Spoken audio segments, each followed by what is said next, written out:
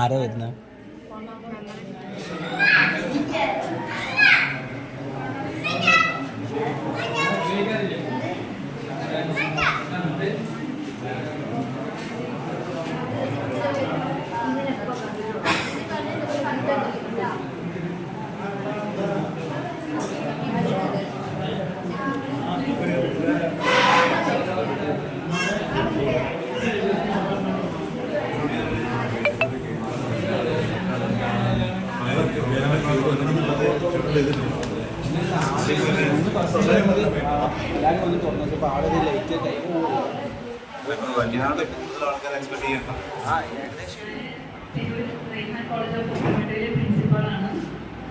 അപ്പോൾ ഇന്ന് നവംബർ 14 ലോക പ്രമേഹ ദിനം. നിങ്ങൾ അറിയുന്നുണ്ടാവും, അറിയാത്തവരുണ്ടാവും. അറിയുന്നവരെ കൂടുതൽ വിവരങ്ങൾ പറഞ്ഞു തരാനും അറിയാത്തവർക്ക് അറിയാത്ത കാര്യങ്ങൾ പറഞ്ഞു തരാനുമാണ് ഞങ്ങൾ വന്നിട്ടുള്ളത്. നിങ്ങൾക്ക് അറിയുന്നുണ്ടാവും. സോ നവംബർ 14 ഈ ഒരു ദിവസം ഇങ്ങനെ ഒരു ക്യാമ്പ് വെച്ചതിന്റെ ഉദ്ദേശം എന്ന് പറയുമ്പോൾ നിങ്ങൾക്കറിയാം, നമ്മുടെ ഷുഗർ, നിങ്ങൾ പ്രമേഹം ഷുഗർ എന്നൊക്കെയാണ് പറയാം, ഡയബറ്റിക് മെലിറ്റസ്. നമ്മുടെ പ്രമേഹം നമ്മുടെ ശരീരത്തിന്റെ എല്ലാ ഭാഗങ്ങളെ ബാധിക്കുന്നുണ്ട്. നിങ്ങൾക്ക് അറിയുന്നുണ്ടാവും, ശരീരം മൊത്തമായിട്ട് തളർത്തുന്ന രീതിയിലാണ് പ്രമേഹം വരുന്നത്. അതില് കണ്ണിനെ നല്ല രീതിയിൽ കാഴ്ച ഇല്ലാത്തൊരവസ്ഥയിലേക്ക്, കാഴ്ച കുറഞ്ഞു വന്നിട്ട് നമ്മൾ ബ്ലൈൻഡ് അന്ധരാവുന്ന ഒരവസ്ഥയിലേക്ക് വരെ എന്താ പറയുക, അതിന്റെ ഭീകരത വരുന്നുണ്ട്. ഓക്കെ, അപ്പൊ നിങ്ങൾ അത് ഒന്ന് ബോധവൽക്കരിക്കുക. അതുപോലെ ഷുഗർ ഉള്ളവര് എന്തെങ്കിലും ശ്രദ്ധിക്കണം. എന്താണ് ഷുഗർ, റെറ്റിന അതിനെ എങ്ങനെ ബാധിക്കുന്നു? റെറ്റിന നമ്മൾ കാഴ്ച കിട്ടുന്നതാകും. കൂടുതലായിട്ട് നമ്മളെ കുട്ടികൾ നിങ്ങൾക്ക് പറഞ്ഞു തരും. എല്ലാവരും തയ്യാറായിട്ട് വന്നിട്ടുണ്ട് നിങ്ങളെ ബോധവൽക്കരിക്കാൻ വേണ്ടിയിട്ട്. അപ്പം ഈ ഒരു പരിപാടി സ്വാഗതം ചെയ്യാൻ വേണ്ടിയിട്ട് ഞാൻ ദൃശ്യനെ ക്ഷണിക്കുന്നു. വന്നു കഴിഞ്ഞാൽ നമുക്ക് എന്തെല്ലാം ചെയ്യാൻ പറ്റും, വരാതെ എങ്ങനെ നോക്കാം എന്നതിനെ കുറിച്ചൊക്കെ നമുക്ക് അത്രത്തോളം അറിവ് പോകണം. അപ്പൊ അതിനെ കുറിച്ചൊക്കെ പറഞ്ഞു തരാനാണ് ഞങ്ങൾ എല്ലാവരോടും വന്നിട്ടുള്ളത്. നിങ്ങൾക്ക് ഒരു അവയർനെസ് ക്ലാസ്, പിന്നെ ബോധവൽക്കരണം ചെയ്യാം എന്നാണ് ഞങ്ങളുടെ ഉദ്ദേശം. അതോടൊപ്പം തന്നെ നിങ്ങൾക്ക് ഒരു സൗജന്യ നേത്രപരിശോധന ക്യാമ്പും കൂടി ഞങ്ങൾ സംഘടിപ്പിച്ചിട്ടുണ്ട്. അപ്പോ അതിനു വേണ്ടിയിട്ട് ഇവിടെ എത്തിച്ചേർന്നിരിക്കുന്ന എല്ലാവരെയും ഞാൻ ആദ്യം ഈ ഒരു പ്രോഗ്രാമിലേക്ക് വെൽക്കം ചെയ്യാണ്. പിന്നെ പ്രമേഹം എന്ന് പറഞ്ഞു കഴിഞ്ഞാൽ നമുക്ക് ചെറിയ രീതിക്കൊക്കെ ഒരു ധാരണ, ഇപ്പോ ഷുഗർ കൂടിയിട്ടാണ്, നമ്മൾ കഴിക്കുന്ന ഭക്ഷണത്തിന്റെ രീതി, അതൊക്കെയാണ് നമ്മുടെ പ്രശ്നങ്ങൾ. പിന്നെ നമുക്ക് പാരമ്പര്യമായിട്ട് ഷുഗർ, ഈ പ്രമേഹം വരാറുണ്ട് നമ്മുടെ വീട്ടിലുള്ളവർക്ക്, അതുപോലെ തന്നെ നമുക്ക് പരിചയമുള്ളവർക്കൊക്കെ ഈ ഒരു അസുഖം ഇന്നിപ്പോ സാധാരണമാണ്. ഇതൊക്കെ മരുന്ന് കഴിക്കുന്നവരാണ് നമ്മള് മിക്ക ആളുകളും. അപ്പോ അത് എത്രത്തോളം ഒരു മാരകമായിട്ടുള്ള രോഗമാണെന്ന് ചോദിച്ചു കഴിഞ്ഞാൽ അത് നമ്മൾ വേണ്ട രീതിക്ക് അതിനെ ശ്രദ്ധിച്ചിട്ടില്ല എന്നുണ്ടെങ്കിൽ നമുക്കത് വലിയ രീതിക്ക് ബാധിക്കും. നമ്മൾ അതിനെ ആ തുടക്കത്തിൽ തന്നെ മാറ്റി കഴിഞ്ഞാല് കുഴപ്പമുണ്ടാവില്ല. അപ്പോൾ ഞങ്ങൾ കണ്ണിനെ കുറിച്ച് അല്ലെങ്കിൽ കണ്ണിനെ ബന്ധപ്പെട്ടിട്ടാണ് കൂടുതലായിട്ട് നിങ്ങൾ പറഞ്ഞു തരുന്നത്. അപ്പോ കണ്ണിനെ എങ്ങനെയാണ് നമ്മൾ പുറത്തുനിന്ന് കാണുന്ന ഒരു കണ്ണെന്ന് പറഞ്ഞാൽ രണ്ട് ഭാഗത്ത് നമുക്ക് ആ ഒരു അറിവാണ് കൂടുതലായിട്ട്, നമ്മൾ കാഴ്ച കാണുന്നുണ്ട് ആ ഒരു രീതിക്ക്. പക്ഷെ നമ്മുടെ കണ്ണിനെ അത് എത്രത്തോളം ബാധിക്കുന്നുണ്ട്, അത് ബാധിച്ചു കഴിഞ്ഞാൽ എത്രത്തോളം പ്രശ്നമാണ്, അത് വരാതെ എങ്ങനെ നമുക്ക് നോക്കാൻ പറ്റും എന്നതിനെ കുറിച്ചൊക്കെയാണ് ഞങ്ങൾ ഓരോരുത്തരായിട്ട് ഒരു ക്ലാസ് എടുത്ത് തരാൻ പോകുന്നത്. അപ്പോ അതിനു വേണ്ടിയിട്ട് ഫസ്റ്റ് തന്നെ ഉദ്ഘാടനം നിർവഹിക്കാനായിട്ട് ഞാൻ നമ്മുടെ അടുത്ത മദ്രസയുടെ ജോയിന്റ് സെക്രട്ടറി ഷിഹാബ് അവർക്കടെ ആരോഗ്യപരമായിട്ടുള്ള കാര്യമായതുകൊണ്ട് തന്നെ നമുക്കതിൽ വലിയ അറിവും കാര്യങ്ങളൊന്നും ഇല്ലാത്തതുകൊണ്ട് അതിനെ കുറിച്ച് സംസാരിക്കാൻ നമ്മൾ ആളല്ല. എന്നിരുന്നാലും നമ്മുടെ ഇന്നത്തെ കാലഘട്ടത്തിൽ ആരോഗ്യം സംരക്ഷിക്കുക എന്നുള്ളത് മുഖ്യമായിട്ടുള്ള ഘടകമാണ്. ആരോഗ്യത്തിൽ വലിയൊരു പ്രാധാന്യം അറിയിക്കുന്ന ഒരു അവയവമാണ് കണ്ണ്. നമുക്കറിയാം, കണ്ണില്ലാതെ ജനിക്കുന്നവരുടെ അവസ്ഥ, അതല്ലെങ്കിൽ ജീവിതത്തിൽ പിന്നീട് അന്ധനായി മാറുന്നവരുടെ അവസ്ഥാവിശേഷം നമ്മൾ ഒരുപാട് പറഞ്ഞു കേട്ടിട്ടുണ്ടാവും. കണ്ണ് പോയവർക്ക് കണ്ണിന്റെ വില അറിയൂ എന്നുള്ളത് പഴമൊഴിയായിട്ടാണ് നമ്മൾ കേട്ടുകൊണ്ടിരിക്കുന്ന ഒരവസ്ഥ. അപ്പോ ഇന്നത്തെ നമ്മുടെ ജീവിത ശൈലിയിൽ രോഗം വന്നിട്ട് ചികിത്സിക്കാനാണ് ഡോക്ടേഴ്സും മറ്റുള്ളവരും. രോഗം വരാതെ കാത്തു സൂക്ഷിക്കുക എന്നുള്ളത് നമ്മുടെ ഓരോരുത്തരുടെയും ബാധ്യതയാണ്. കണ്ണിനെ സംരക്ഷിക്കാൻ അപ്പൊ അവര് സംസാരിച്ച രണ്ടുപേരോട് സൂചിപ്പിച്ചത് പ്രമേഹത്തെ കുറിച്ചാണ്. പ്രമേഹം തുടക്കഘട്ടത്തിൽ തന്നെ കണ്ടെത്തി അതിനെ ചികിത്സിച്ച് നല്ല രീതിയിൽ മെയിൻറ്റെയിൻ ചെയ്ത് പോയിട്ടില്ല എന്നുണ്ടെങ്കിൽ അത് ബാധിക്കുന്നത് കണ്ണിനെയും കിഡ്നിയെയും ഒക്കെ നമ്മൾ നിരന്തരമായിട്ട് സോഷ്യൽ മീഡിയയിലൊക്കെ കേട്ടുകൊണ്ടിരിക്കുകയാണ്. പക്ഷെ എന്നിരുന്നാലും പോലും നമ്മളതിൽ ശ്രദ്ധ കൊടുക്കുന്നില്ല എന്നുള്ളതാണ് നാം പ്രാധാന്യമായിട്ട് കരുതേണ്ട ഒരു വിഷയം.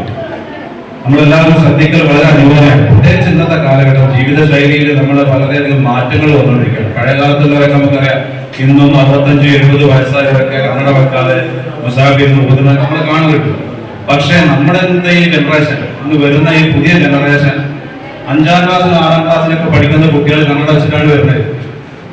നമ്മൾ അത് ഇന്ന് അതിന്റെ ആധിക്യം വർദ്ധിച്ചുകൊണ്ടിരിക്കുന്നത് നമ്മൾ കണ്ടുകൊണ്ടിരിക്കുകയാണ്. അപ്പൊ അതുകൊണ്ട് രോഗം തരാതെ നോക്കുക, രോഗം തരാതെ ശ്രദ്ധിക്കുക എന്നുള്ളതാണ് നമ്മൾ ഫസ്റ്റായിട്ട് ശ്രദ്ധിക്കേണ്ടത്. ഇനി അഥവാ രോഗം വന്ന് പിടിപെട്ടാൽ നമ്മൾ അതിനെ സംരക്ഷിക്കാൻ വേണ്ടതായിട്ടുള്ള കാര്യങ്ങളൊക്കെ ചെയ്യാം. അത് മുൻകൂട്ടായി കണ്ടെത്താൻ വേണ്ടിയിട്ടാണ് ഇതുപോലെയുള്ള ക്യാമ്പുകളും കാര്യങ്ങളൊക്കെ ഇവിടെ സംഘടിപ്പിക്കുന്നത്. ഇതിനു വേണ്ടിയിട്ട് നമ്മുടെ നാട്ടിലെത്തിച്ചേർന്ന റയാൻ കണ്ണാശുപത്രിയുടെ എല്ലാ ഭാരവാഹികളും എല്ലാ അതിലെ സ്റ്റാഫിനും ഞാൻ ഈ മദ്രസയുടെ പേരിൽ, കമ്മിറ്റിയുടെ പേരിൽ കൃത്യമായ നന്ദി രേഖപ്പെടുത്തുകയാണ്. അതോടൊപ്പം തന്നെ തന്റെ ആരോഗ്യ സംരക്ഷണത്തിന് വേണ്ടിയിട്ട് ഇവിടെ അതിന്റെ കരുതൽ കരുതി ഇവിടെ എത്തിയിട്ടുള്ള എല്ലാവരെയും ഞാൻ നന്ദി രേഖപ്പെടുത്തുന്നു. അതോടൊപ്പം നമ്മളെ ഇന്ന് ഈ കണ്ണ് ചികിത്സിക്കുമ്പോൾ ഇവർ ഇവിടുന്ന് പല നിർദ്ദേശങ്ങളും നൽകും. നമ്മൾ അതിനൊന്നും പല ക്യാമ്പുകളും നമ്മൾ കണ്ടിട്ടുള്ള ഒരു അവസ്ഥ കൂടി വിധിച്ച് ഞാൻ നിർത്തുകയാണ്. ആളുകൾ വന്ന് ടെസ്റ്റ് ചെയ്യും, കിഡ്നിയായാലും രക്തമായാലും കണ്ണായാലും ഒക്കെ ടെസ്റ്റ് ചെയ്യും. അത് അവിടെ നിന്ന് കൊടുക്കുന്ന നിർദ്ദേശങ്ങൾ കേട്ട് തള്ളി അതിന്റെ വീട്ടിൽ പോകാനാണ് സാധാരണ ചെയ്യുന്നത്. അത് ചെയ്യരുത്. ഇവർ തരുന്ന നിർദ്ദേശങ്ങൾ നമ്മൾ പരമാവധി ഗൗരവത്തിലെടുക്കുക. അവർ ചിലപ്പോൾ ഹോസ്പിറ്റലിലേക്ക് ചെല്ലാൻ പറയും, അതിന്റെ തുടർ ചികിത്സകൾ പറയും. അപ്പൊ അതൊക്കെ നമ്മൾ ഗൗരവത്തിലെടുത്ത് അതിന്റെ തുടർ നടപടികളുമായിട്ട് മുന്നോട്ട് പോകാം. എന്നാൽ നമുക്ക് അത് ഉപകാരപ്പെടും. കാരണം ഇന്ന് ടെക്നോളജി വളരെയധികം അധികരിച്ചു. പഴയകാലത്ത് കണ്ണട ആണെങ്കിൽ ഇന്ന് കണ്ണട മാറി ലെൻസായി, കണ്ണിന്റെ ലെൻസ് തന്നെ മാറ്റി വെക്കുന്ന പിന്നെ മൈക്രോ ട്രീറ്റ്മെന്റ് ഒക്കെ ഒന്ന് വന്നുകൊണ്ടിരിക്കുകയാണ്. ഈവൻ ഇന്ന് നമ്മൾ കേൾക്കുന്നുണ്ട്, കണ്ണില്ലാത്തവർക്ക് വരെ ഇന്ന് ഇലോൺ മസ്കിന്റെ ഒക്കെ ഒരു പിന്നെ പ്രൊജക്ടുകൾ നമ്മൾ കേൾക്കുന്നുണ്ട്. കണ്ണില്ലാത്തവർക്ക് ലെൻസ് ക്യാമറ ഫിറ്റ് ചെയ്തിട്ട് അത് ബ്രെയിനുമായിട്ട് കണക്ട് ചെയ്തിട്ട് ജന്മന അന്ധരായിട്ട് ജനിച്ചവർക്ക് വരെ കണ്ണ് കാണാനുള്ള സംവിധാനം അതുവരെ ഇലോൺ മസ്കിന്റെ പ്രൊജക്ടിലൊക്കെ നമ്മൾ കേട്ടുകൊണ്ടിരിക്കുകയാണ്.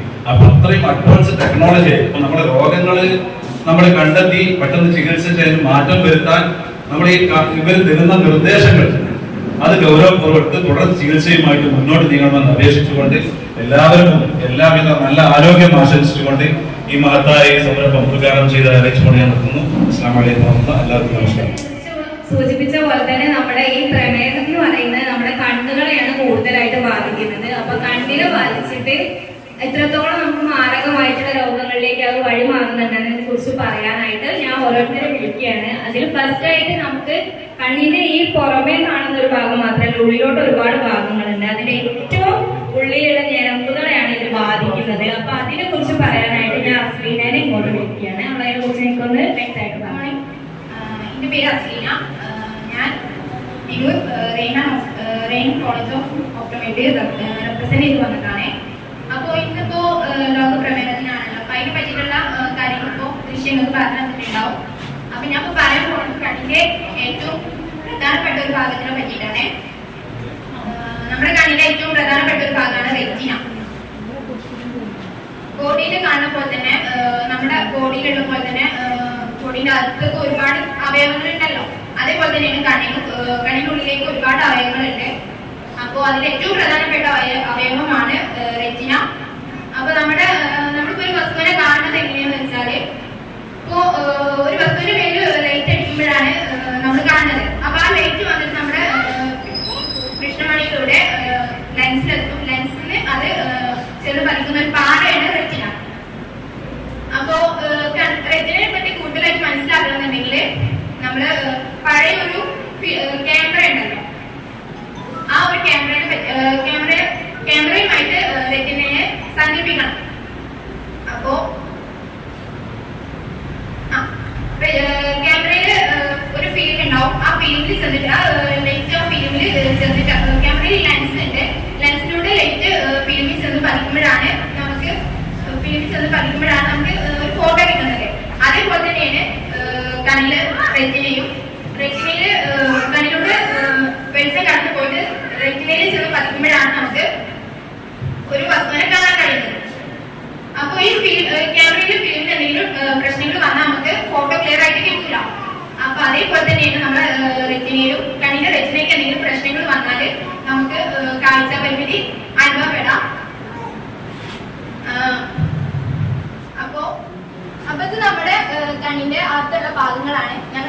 മോഡൽ ഉണ്ടാക്കിയതാണ്. അപ്പൊ ഇതിലൂടെ ഇത് ഈ കാണുന്ന നൂലാണ് പ്രകാശരശ്മികൾ എന്ന് വിചാരിക്കാം. അപ്പൊ ഈ പ്രകാശം കണ്ണിന്റെ ഈ നീല കളറാണ് കൃഷ്ണമണി. അപ്പൊ ഈ പ്രകാശം കൃഷ്ണമണിയിലൂടെ ലെൻസിലെത്തും. ലെൻസിൽ നിന്ന് അത് ചെന്ന് പതിക്കുന്ന ഭാഗമാണ് റെറ്റിന. ഇതാണ് റെറ്റിന.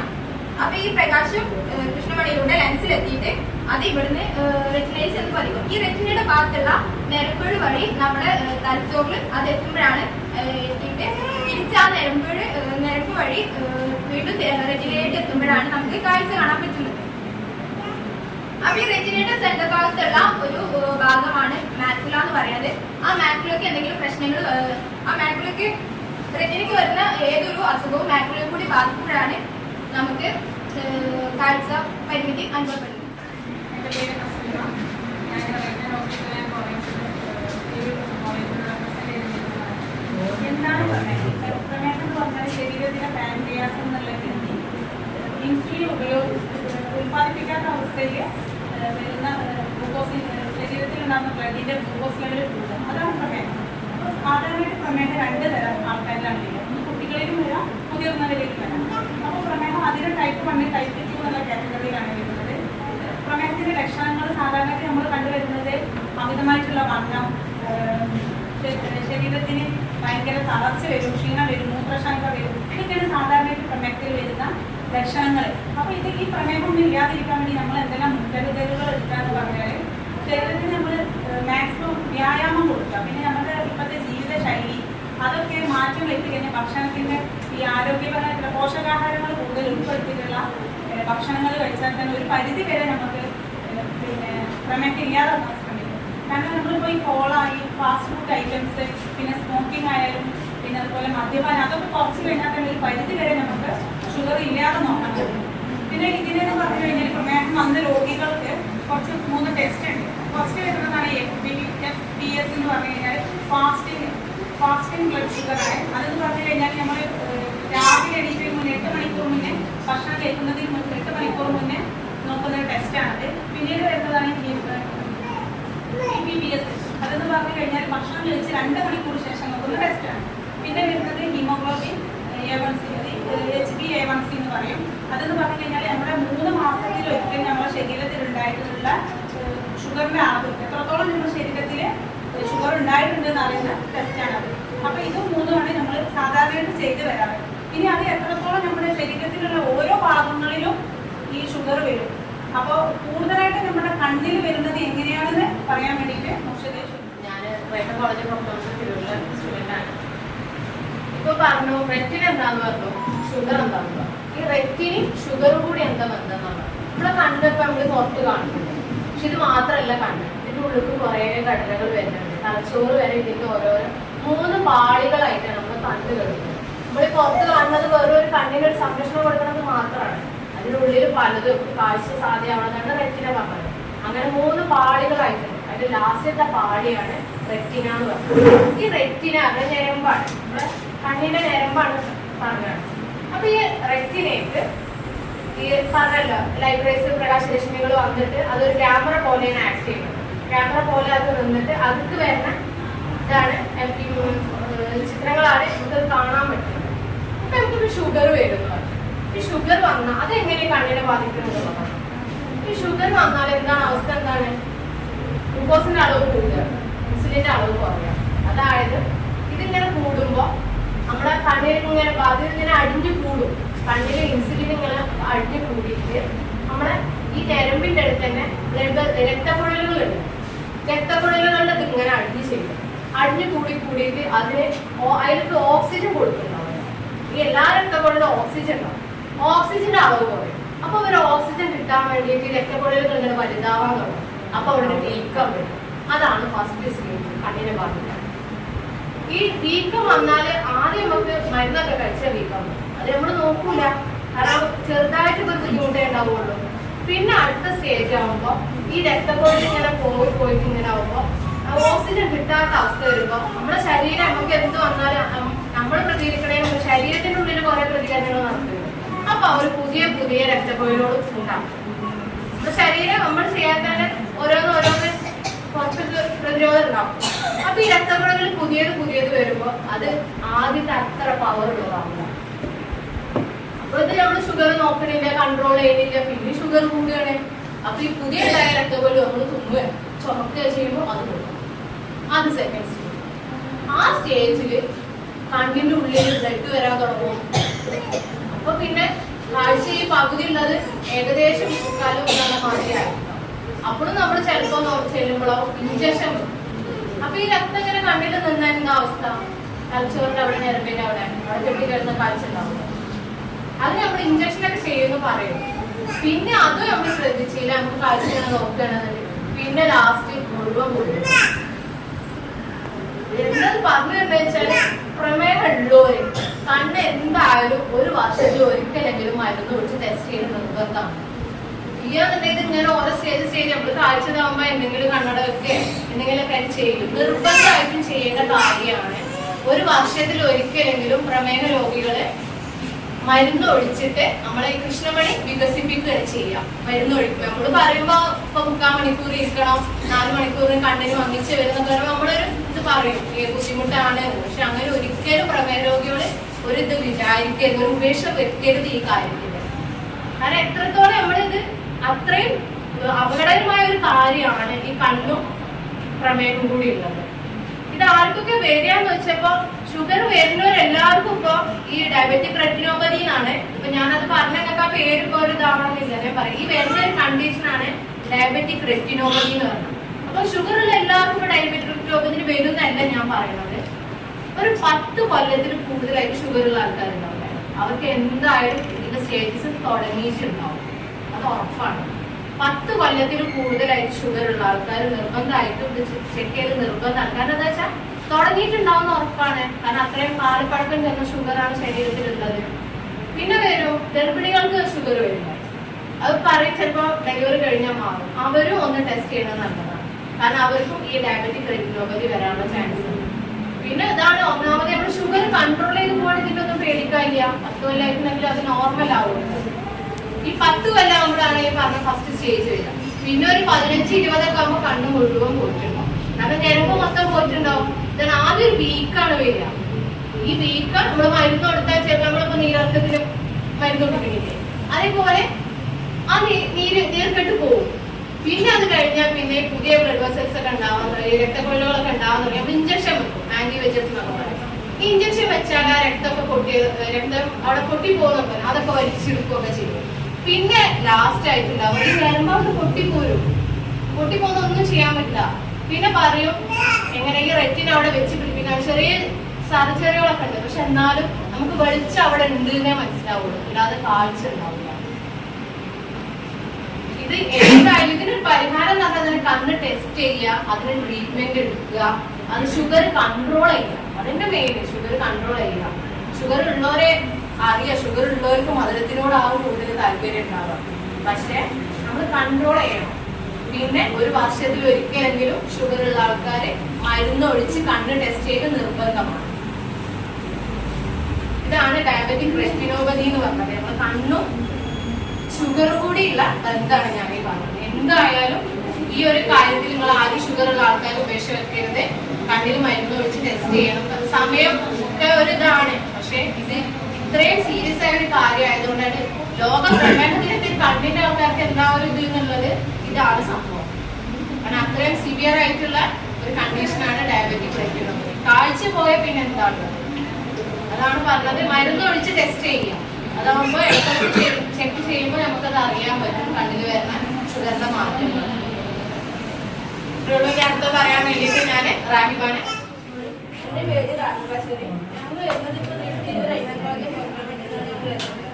അപ്പൊ എന്റെ നമ്പർ 10 എല്ലാവർക്കും അറിയുന്നത് ശിശുവിനാണ്. പക്ഷെ എന്റെ പ്രമേഹത്തിനും കൂടിയാണ്. അത് ഷുഗറിന്റെ ഇടയാണ് വെച്ചാല്. അപ്പൊ നമ്മളിപ്പോ ഒരു വസ്തുവിനെ കാണുമ്പോ നമ്മൾ കാണാൻ സഹായിക്കുന്ന ഭാഗം വെച്ചാൽ കണ്ണില് 3 പാളിയുണ്ട്. അതിന്റെ റെറ്റിനാന്നുള്ളൊരു പാളിയാണ് നമ്മളെ ഒരു വസ്തുവിനെ നമ്മൾ കാണാൻ സഹായിക്കുന്ന ഭാഗം വെച്ചാൽ ഈ റെറ്റിന്. അപ്പൊ ആ റെറ്റിന് വല്ല ബുദ്ധിമുട്ടോ കാര്യങ്ങളൊക്കെ വന്നാല് നമ്മളെ കാഴ്ച ബാധിക്കും. അപ്പൊ അങ്ങനെ വരുന്ന ഒരു അസുഖമാണ് ഈ ഏജ് റിലേറ്റഡ് മാക്യുലർ ഡീജനറേഷൻ എന്ന് വെച്ചാൽ. അതിന് ARMD എന്ന് പറയും. ഈ പേര് പറഞ്ഞ് നമുക്ക് എന്തായാലും മനസ്സിലാവില്ല. അപ്പൊ അതിനെപ്പറ്റി ഞാൻ നല്ലപോലെ പറഞ്ഞുതരാം. അപ്പൊ age related macular degeneration ARMD വന്നാല് അത് നമ്മുടെ കാഴ്ചയൊക്കെ നന്നായിട്ട് ബാധിക്കും. അത് 2 ടൈപ്പ് ഉണ്ട്. ഒരു വെറ്റും ഉണ്ട്, ഡ്രൈയും ഉണ്ട്. അപ്പൊ ചിത്രം കണ്ട മനസ്സിലാവില്ല. എന്നാലും ഞാൻ പറയാം, ഇതാണ് ഡ്രൈ അയറണ്ടി കണക്ക്. ഈ ഡ്രൈ അയറണ്ടി വന്നിട്ട് എവിടെ ബാധിക്കാന്ന് വെച്ചാൽ നമ്മുടെ റെറ്റിനുള്ള പാളി പറഞ്ഞില്ലേ, നമ്മുടെ കാഴ്ചയുടെ സഹായിക്കുന്ന ഒരു ഭാഗമാണ് റെറ്റിന. ആ പാളിന്റെ നടുവിലായിട്ട് ഒരു മഞ്ഞ കളറായിട്ട് ചെറിയൊരു ഭാഗമുണ്ട്. നമ്മുടെ കാഴ്ചനെ സഹായിക്കുന്ന റെറ്റിനുള്ള പാളിയുണ്ട്. ആ പാളി നടുവിലായിട്ട് മഞ്ഞ കളർ ചെറിയൊരു ഭാഗമാണ് മാക്കുല എന്നുണ്ട്. ഇതൊക്കെ കണ്ണിനുള്ളിലത്തെ ഭാഗങ്ങളാണ്. അപ്പൊ ഈ മാക്കുലന്റെ കട്ടി കുറയുന്ന കണ്ടീഷനാണ് അസുഖമാണ് ഈ ഡ്രൈ എന്ന് പറയുന്നത്. മാക്കുലൊരു കട്ടി ഉണ്ടാവും, അതിന്റെ കട്ടി കുറയുന്നതാണ് ഈ ഡ്രൈ അയറണ്ടി എന്ന് പറയുന്നത്. ഈ ഡ്രൈ അയറണ്ടി വന്നാല് നമ്മൾ കാഴ്ച കാലക്രമേണ കുറഞ്ഞു വരിക ചെയ്യും. അത് നമ്മൾ കാഴ്ച പതുക്കെ കുറഞ്ഞു വരുള്ളൂ. പിന്നെ ഇത് കൂടുതൽ കാണപ്പെടുന്നത് ഈ ഡ്രൈ അയറണ്ടിയാണ്. അതിങ്ങനെ എന്താണ് വന്നാൽ കാലക്രമേണ കാഴ്ച കുറഞ്ഞ് ലാസ്റ്റ് ആയിട്ട് കാഴ്ച മൊത്തമായിട്ട് പോകും. അതാണ് ഈ ഡ്രൈ അയറണ്ടി വരുന്നത്. പിന്നെ രണ്ടാമത്തതാണ് വെറ്റ് അയറണ്ടി. ഈ ചിത്രം രണ്ടാമത്തത്. ഇത് വന്നാല് ഇതിൽ ശ്രദ്ധിക്കേണ്ട ഒരു കണ്ടീഷനാണ്. ഇത് നല്ല ഇതാണ്. അതായത് ഇത് വന്നാൽ നമ്മൾ കാഴ്ച പെട്ടെന്ന് ബാധിക്കും. ഈ വെറ്റ് അയറണ്ടി വന്നാൽ പെട്ടെന്ന് നമ്മൾ കാഴ്ച പോകും. മറ്റേന്ന് വന്നാൽ കാലം കൂടുന്നൊരു കാഴ്ച കുറഞ്ഞു പോകുകയാണ്. പക്ഷെ വെറ്റ് വന്നാൽ നമ്മൾ കാഴ്ച പെട്ടെന്ന് പോകും. പിന്നെ ഈ അസുഖമൊക്കെ വരാനുള്ള കാരണം വെച്ചാൽ കൂടുതലായിട്ട് പ്രഷർ ഉള്ളവർ, ഷുഗർ ഉള്ളവർക്കൊക്കെ പെട്ടെന്ന് വരിക. പിന്നെ കൂടുതലായിട്ട് പുക വലിക്കുക, സ്മോക്കിംഗ് ഉള്ളവർക്കല്ല അങ്ങനത്തെവർക്ക്, പിന്നെ ഷുഗർ പ്രഷർ ഉള്ളവർക്കാണ് കൂടുതലായിട്ട് വരിക. പിന്നെ എന്താണ് ഞാൻ മാപ്പില് പറഞ്ഞത് റെറ്റിന പാളിയൊക്കെ ഇല്ല. അപ്പൊ നമ്മൾ കണ്ണിലിപ്പോ കുറെ ഞെറുമ്പ് കാര്യമൊക്കെ ഉണ്ട്. ഈ മാപ്പിലയിൽ കുറെ ഞെറുമ്പ് പുതിയതായിട്ട് വരികയാണ്. അത് പഴയതിനേക്കാൾ കൂടുതലായിട്ട് പുതിയതായിട്ട് ഞെറുമ്പ് കാര്യങ്ങൾ വരും. അങ്ങനെയാണ് നമുക്ക് ഈ അസുഖം വരിക. ഈ അസുഖം വന്നാൽ ഇപ്പൊ ഒരു രോഗിയുടെ പേര്, അതായത് ഇപ്പൊ ഒരു രോഗി ഡോക്ടർക്ക് വന്നിട്ടുണ്ട്.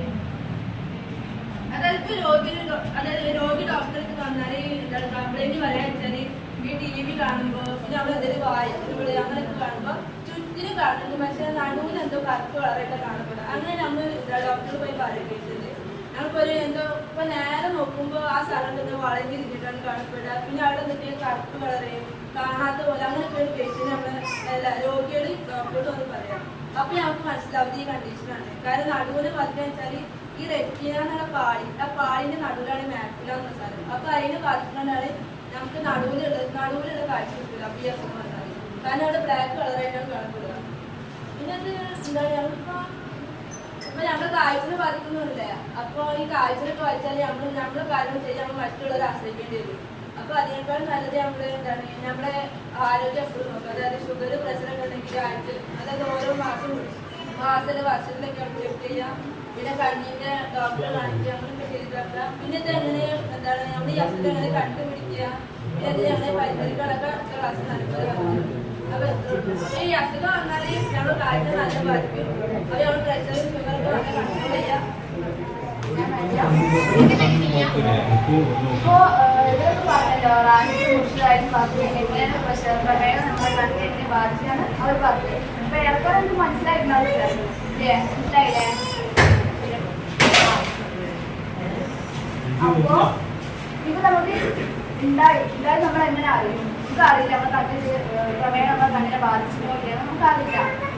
അപ്പൊ ഇതെങ്ങനെ കണ്ടെത്തുന്നതിനെ കുറിച്ചാണ് ഞാൻ പറയുന്നത്.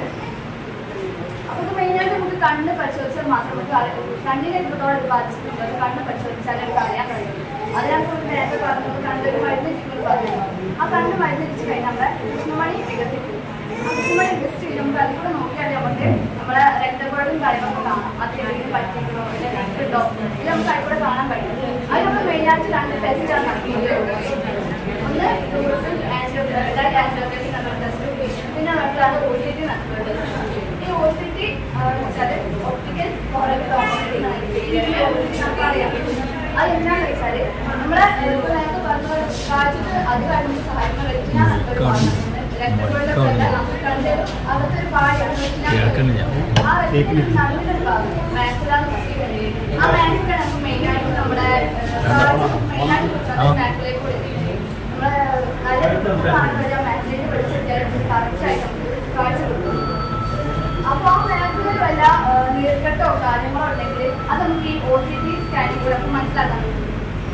നീർക്കെട്ടുണ്ടെങ്കിൽ അത് എത്രമാത്രം അത് എത്രമാത്രം തന്നെ ബാധിച്ചിട്ടുണ്ട്, എത്രമാത്രം കാഴ്ച വിട്ടുപോയില്ലേ എന്നൊക്കെ നമുക്ക് ആ ടെസ്റ്റിൽ കൂടെ മനസ്സിലാക്കുന്നത്. അപ്പോൾ നീർക്കെട്ടുണ്ടെങ്കിൽ അത് നീർക്കെട്ടുണ്ടെങ്കിൽ അത് ഏത് തരമാണ് എത്രമാത്രം നമുക്ക് ഈ OCT സ്കാനിൽ കൂടെ നമുക്ക് കണ്ടെത്താം. പിന്നുള്ളതാണ് ഡാഡ് ആൻജിയോഗ്രഫി. അത് പ്രിയ പറയും. ആൻജിയോഗ്രഫി എന്ന് പറയുന്നത് നമ്മളെ ഇപ്പൊ അമൂല്യ പറഞ്ഞ പോലെ തന്നെ നമ്മള് കണ്ണിൽ ഒരു മരുന്ന് അത് കൃഷ്ണമണിയിലേക്ക് എത്തിക്കുമ്പോൾ അത് വികസിക്കും. അപ്പോ നമ്മുടെ റെറ്റിന എന്ന് പറഞ്ഞിട്ട് കണ്ണിൽ ഒരു പാർട്ടുണ്ട്. ആ പാർട്ടിൽ ഞരമ്പുകളെയൊക്കെ കാണാൻ വേണ്ടിയിട്ടാണ്. കാരണം അത് എത്രത്തോളം ആ ഞരമ്പുകൾ വീക്ക് ഉണ്ട് എന്നുള്ളതും പിന്നെ വീക്ക് ഉണ്ടെന്ന് വെച്ചാൽ പുതിയ രക്തക്കുഴലുകൾ ഉണ്ടായതൊക്കെ നമുക്ക് മനസ്സിലാക്കാൻ പറ്റും. അപ്പോൾ അതിനാണ് നമ്മൾ ഈ ഫ്ലൂറസെന്റ് ആൻജിയോഗ്രഫി ചെയ്യുന്നത്. എന്നിട്ട് നമ്മൾ ചെയ്യുമ്പോൾ രക്തക്കുഴലുകൾക്കുള്ള വീക്കങ്ങളും ബ്ലീഡിങ്സും കാര്യങ്ങളൊക്കെ മനസ്സിലാക്കി കഴിഞ്ഞാൽ നമുക്ക് അതിനൊരു ഫോട്ടോഗ്രാഫ് രൂപത്തിൽ കിട്ടും. അതാണിത്. ഇപ്പൊ നമ്മൾ ചെയ്യുന്നത് ഇഞ്ചക്ഷൻ വെച്ചിട്ടാവും. കയ്യിലെ ഞരമ്പുകൾ കൂടി ഇഞ്ചക്ഷൻ വെച്ചിട്ട് അത് നമ്മുടെ ശരീരത്തിലൂടെ എത്തിയിട്ട് അത് നമ്മുടെ കണ്ണിലേക്ക് എത്തും. അപ്പൊ ആ കണ്ണിലേക്ക് എത്തുമ്പോൾ ഇങ്ങനെ കിട്ടും. അപ്പൊ ഈ ഞരമ്പുകൾ നമുക്ക് മനസ്സിലാക്കാൻ പറ്റും. അപ്പൊ അതിനിപ്പോ ലീക്കേജ് ഉണ്ടെങ്കിലോ അപ്പൊ ഈ ഞരമ്പുകളൊക്കെ പൊട്ടിയിട്ട് ബ്ലഡൊക്കെ പൊട്ടിക്ക് വന്നിട്ടുള്ള എന്തെങ്കിലും ലീക്കേജ് ഉണ്ടെങ്കിലോ വീക്ക് ഉണ്ടെങ്കിലോ ഒക്കെ നമുക്ക് മനസ്സിലാക്കാൻ പറ്റും. നീരുണ്ടെങ്കിലോ ഒക്കെ മനസ്സിലാക്കാൻ പറ്റും. അതിനാണ് നമ്മൾ മെയിൻ ആയിട്ട് ഈ ഫ്ലൂറസെന്റ് ആൻജിയോഗ്രഫി ചെയ്യുന്നത്. പിന്നെ ഇതിന്റെ പ്രിവെൻഷൻ എന്ന് വെച്ചാൽ നമ്മള് ഇപ്പോ മുഷിത പറഞ്ഞ പോലെ തന്നെ നമ്മള് കൊല്ലത്തിലൊക്കെ കണ്ണൊക്കെ ടെസ്റ്റ് ചെയ്യാം. പിന്നെ കണ്ണിന് മരുന്ന് വെച്ചിട്ട് ഹോസ്പിറ്റലിൽ പോയിട്ട് കണ്ണിന് മരുന്ന് വെച്ചിട്ട് അത് കുറച്ച് നേരം ഒരു 6 മണിക്കൂർ ഇരിക്കേണ്ട ഒരു ഹോസ്പിറ്റലിൽ. അപ്പൊ അങ്ങനെ ചെയ്യുമ്പോൾ നമുക്ക് നമ്മുടെ കണ്ണിന് എന്തെങ്കിലും പ്രശ്നങ്ങളോ കാര്യങ്ങളോ ഒക്കെ ഉണ്ടെങ്കിൽ നമുക്ക് മനസ്സിലാവും. ഇങ്ങനെ ഒരു ഫോട്ടോഗ്രാഫ് പരുവത്തിലാവും ആ ഫ്ലൂറസെന്റ് ആൻജിയോഗ്രഫി ചെയ്യുമ്പോൾ നമുക്ക് കിട്ടുക. ഏത് ടെസ്റ്റാണ് മെയിനായിട്ട് ചെയ്യുന്നത് തന്നെ ബാധിച്ചോ നോക്കാൻ വേണ്ടി ചെയ്യുന്നത്. നമുക്ക് എത്രത്തോളം ഗ്രേഡ് മനസ്സിലാക്കാൻ പറ്റുമോ, കൂടിയതാണോ കുറഞ്ഞതാണോ കുറച്ചും കൂടി വീക്കുള്ളതാണോ ബ്ലീഡിംഗ് ഒക്കെ സംഭവിച്ചാൽ പിന്നെ നമ്മുടെ കണ്ണിന്റെ കാര്യം നമുക്ക് പറയാൻ തന്നെ പറ്റില്ല. അങ്ങനത്തെ അവസ്ഥകളിലൊക്കെ നമ്മൾ ഈ ടെസ്റ്റുകളൊക്കെ ചെയ്യും. അതിനാണ് ഞങ്ങൾ ഈ 2 ടെസ്റ്റ് ആവുന്നത്. പ്രത്യേകിച്ച് പറയാനുള്ളത് എന്തായാലും ഒരു 6 മാസത്തിലോളം കാഴ്ച ചെക്ക് ചെയ്യണം. പിന്നെ ഷുഗറൊക്കെ കൺട്രോൾ ചെയ്യുക, അങ്ങനെയൊക്കെയുള്ള കാര്യങ്ങളൊക്കെ ചെയ്യുന്നവരെ നമ്മൾ ശ്രമിക്കുക. കൊഴുപ്പൊക്കെ അടങ്ങിയ ഫുഡൊക്കെ ഉണ്ടാവില്ല അതൊക്കെ കുറയ്ക്കുക. നമ്മൾ മെയിനായിട്ട് ഹോസ്പിറ്റലിൽ ചെക്കപ്പ് കാര്യങ്ങളൊക്കെ മാസത്തിൽ നടത്തുക. പിന്നെ കണ്ണൊരു വർഷത്തിൽ നമ്മൾ കണ്ണ് ഡയറ്റ് ചെയ്യാൻ കൊണ്ടുപോവുക, കണ്ണ് പരിശോധിക്കുക, കണ്ണിന് ഒക്കെ ചെയ്യാം. അപ്പോൾ തന്നെ നമുക്ക് കുറച്ചും കൂടി നമ്മളെ ഷുഗർ എത്രത്തോളം നമ്മളെ കണ്ണിനെ ബാധിക്കാൻ പറ്റാത്ത രീതിയിലാണ്. എന്നിട്ട് നന്ദി പറയാനായിട്ട്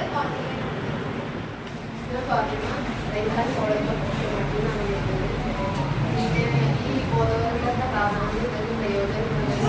പിന്നെ ഒട്ടുമിക്ക കാര്യങ്ങൾ മനസ്സിലാവുകയും ചെയ്യുന്നതായിരുന്നു.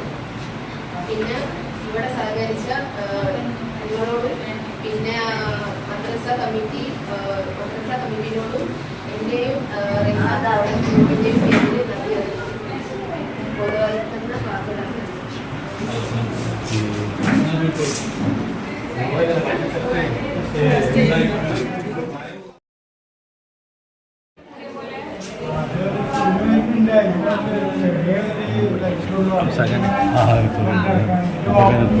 ചെയ്തതാണ് തിമിരത്തിന്റെ ഓപ്പറേഷൻ ആണോ കഴിഞ്ഞത്?